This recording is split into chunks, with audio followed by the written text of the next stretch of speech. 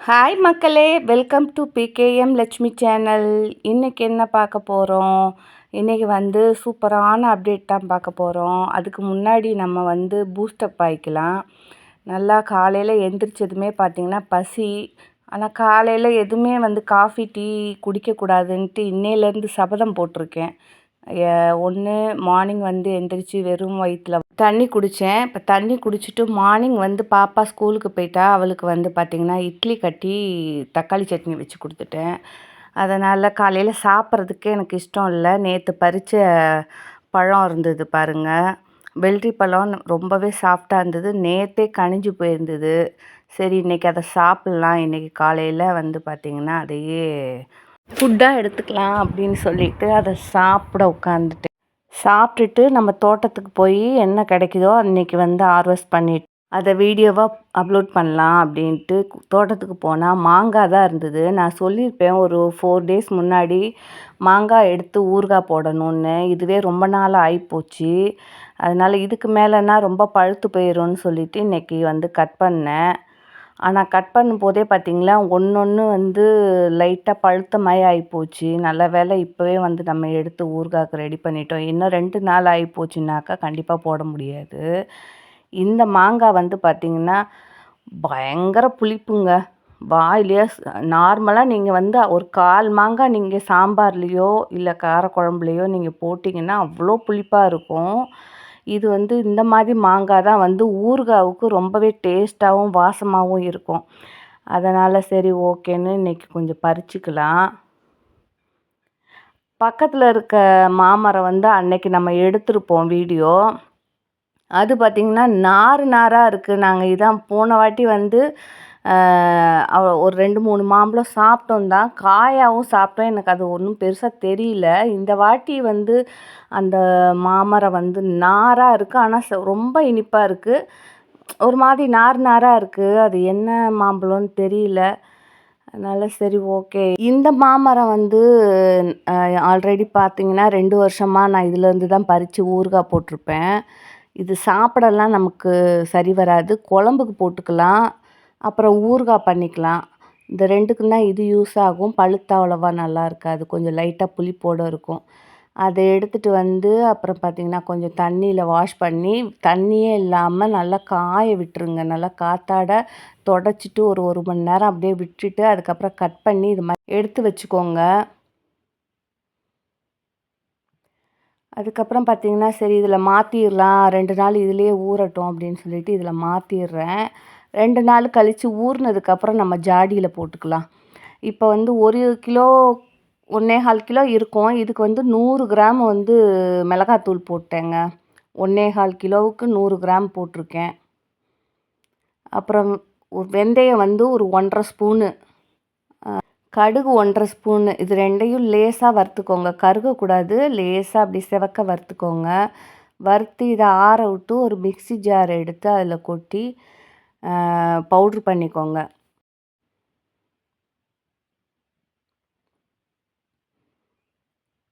இப்போ அரைச்ச அந்த பவுட்ரை அந்த ஊறுகாயோடு போட்டுருவோம். நம்ம ஊறுகாயோடு போட்டுட்டு இதுக்கு நம்ம தேவையான அளவுக்கு உப்பு ஒரு இந்த கையில் பார்த்திங்கன்னா ஒரு 2 கை அளவுக்கு நம்ம மிக்சியில் லேசாக கொரப்பாக அரைச்சி சேர்த்துக்கோங்க. முழுசாகவே போடலாம். அது ஊறுறதுக்கு கொஞ்சம் லேட்டாகும். சரி ஓகே, இது கொஞ்சம் லைட்டாக கிரைண்ட் பண்ணிவிட்டு போடலான்னு சொல்லிட்டு ஒரு 2 கைங்கும்போது பார்த்திங்கன்னா ஒரு 150 கிராம் இருக்கும். ஏன்னா உப்பும் எண்ணெயும் தான் இந்த ஊறுகாய் வருஷக்கணக்காக ஆனாலும் கெட்டு போகாமல் நமக்கு வருஷக்கணக்காக இருக்கும். எண்ணெய் கம்மியாக ஊற்றினாலோ உப்பு கம்மியாக போட்டாலோ டேஸ்ட்டும் இருக்காது. பார்த்திங்கன்னா சீக்கிரமாக கெட்டு போயிடும். அதனால் எண்ணெய் எந்தளவு ஊற்றுறோமோ உப்பும் எண்ணெயும் நல்லாவே சேர்த்துக்கோங்க. அதாவது அளவு தான். இது பார்த்திங்கன்னா ஒரு 1/4 லிட்ரு எண்ணெய்ங்க. அந்த 1 கிலோவுக்கு பார்த்திங்கன்னா 1/4 கிலோவுக்கு 1/4 லிட்ரு எண்ணெய். உப்பு ஒரு 150 கிராமு, 100 கிராம் பார்த்திங்கன்னா மிளகாத்தூள். இதை போட்டு நல்லா ஃபுல்லாக கிளறி விட்டுருங்க. நல்லா கிளறிட்டு இதை அப்படியே மூடி வச்சிட்டிங்கனாக்கா ஒரு 10 டேஸில் நல்லா ஊறிடும். இது வந்து இதுலேயே ஊறக்கூடாது. இப்போ நம்ம கிளறிட்டோம். இதுக்கு மேலே பார்த்திங்கன்னா ஒரு 2 நாள் கழித்து நம்ம ஜாடிக்கு மாற்றிடுவோம். இது அப்படியே ஒரு 2 நாள் இருக்கட்டுங்க. இப்போ 2 நாளைக்கு அப்புறம் பார்த்தீங்கன்னாக்கா, அங்கே பாருங்கள் எண்ணெய் அப்படியே சூப்பராக மிதக்குது பாருங்கள். இந்த எண்ணெய்லாம் மேலே வந்து நிற்கிது பார்த்தீங்களா? இதனால் வந்து ஊறுகாய் சட்டுன்னு கெட்டு போகாது. ஊறுகாய் ஊற ஊற தான் டேஸ்ட்டு செம்மையாக இருக்கும். அதுக்கு பேர் தான் ஊறுகாய். அதனால் இதை அப்படியே வச்சு ஒரு ஜாடியில் வச்சிட்டிங்கன்னா வருஷ கணக்காக இதுலேருந்து சாப்பிடும்போது ஒவ்வொரு ஸ்பூன் போட்டு சாப்பிட்டிங்கனாக்கா, நம்ம கடையில் கெமிக்கல் இல்லாமல் சூப்பராக நம்ம வீட்டிலையே வந்து ஆர்கானிக்காக மரத்துலேயே பறித்து நம்ம ஊறுகாய் போட்டு காமிச்சிருக்கோம். இதே மெத்தடில் வைங்க, ரொம்பவே டேஸ்ட்டாக இருக்கும். இந்த ஊறுகாய்க்காகவே நீங்கள் வந்து ஒரு கரண்டி எக்ஸ்ட்ராவே சாப்பிடுவீங்க. அவ்வளோ டேஸ்ட்டாக இருக்கும். இதை மெத்தடை ஃபாலோ பண்ணி சூப்பராக ஊறுகாய் செஞ்சு வச்சுக்கோங்க. இது வருஷ கணக்கானாலும் அது அப்படியே இருக்கும். ஜாடியில் போட்டு வச்சுக்கோங்க. ஈரம் படாமல் ஒரு 3 மந்த்துக்கு ஒரு வாட்டி வெயிலில் வச்சு வச்சு காமிச்சிடுங்க. அவ்வளோதான். Okay friends. அப்புறம் அடுத்து என்ன பார்க்க போகிறோன்னா, நமக்கு வந்து இந்த மே 7 ஆக போகுது. இப்போ தக்காளியும் குடமிளகாவும் நம்ம வச்சுருக்குறோம் விதை. இதை வந்து குடமிளகா வாங்கிட்டு வந்ததில் விதைய எடுத்து காய வச்சுருக்கேன். இந்த தக்காளி அழுகி போனது. சரி, இதில் வாசலுக்கு முன்னாடி லைட்டாக தான் வெயில் வரும். மண்ணும் பார்த்திங்கன்னா உதிரியாக இருக்கும். சரி, இதில் போடுவோம். கொஞ்சம் வந்து வளர்ந்ததுக்கப்புறம் நம்ம மாடியில் கொண்டு போய் நட்டு வச்சுக்கலான்னு. இங்கே பாருங்கள், இதில் வந்து போடுவோம். 2 தொட்டி இருக்குது. ஒன்றில் மிளகாவும், ஒன்றில் தக்காளியும் பிழிஞ்சு விடலாம்.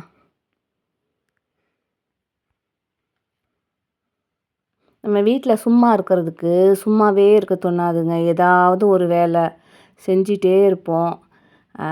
நமக்கு அந்த வேலை வந்து செய்யலைன்னு வச்சுக்கோங்களேன், பைத்தியமே பிடிச்சிரும். அது மாதிரி எனக்கு தினமும் ஏதாவது ஒரு தோட்டத்தில் வேலை செஞ்சுக்கிட்டே இருக்கணும்.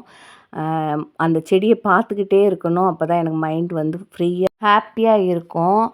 நான் பாருங்கள், இந்த தோட்ட வேலை காலையில் எந்திரிச்சு செஞ்சதுக்கப்புறம் தான் மற்ற வீடு கூட்டுறது, பாத்திரம் தேய்க்கிறது, துணி துவைக்கிறது, ஒட்டறை அடிக்கிறது, அந்த மாதிரி வந்து எல்லா வேலையுமே ஸ்டார்ட் பண்ணுவேன். முதல் வேலை எனக்கு கார்டன் தான்.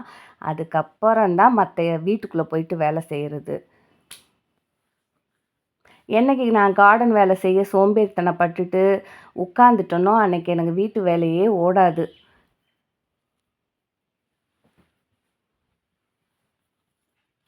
மார்னிங் எந்திரிச்சேனாக்கா எனக்கு கீழ் கார்டன் ஃபுல்லாக எனக்கு வேலை இருக்கும்.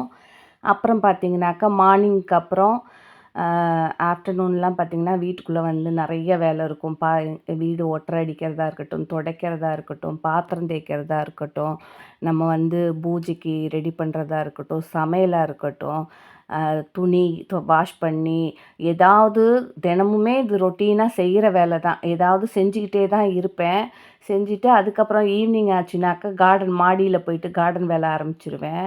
இப்படி நம்ம ரொட்டீனாக பண்ணிகிட்ருக்கும்போதே எங்கள் வீட்டில் சொல்லுவார், நீ என்ன தான் பண்ணுவியோ, வீட்டில் ஒரு வேலையும் செய்ய மாட்டேங்கிற, தனியாக தானே இருக்கிற, என்ன வேலை செஞ்ச, சாப்பிட்ற, தூங்குற அப்படின்ட்டு ஒரு சிம்பிளாக சொல்லிட்டு போயிடுறாங்க. ஆனால் நம்ம எவ்வளோ கஷ்டப்படுறோன்னு நமக்கு தான் தெரியும்.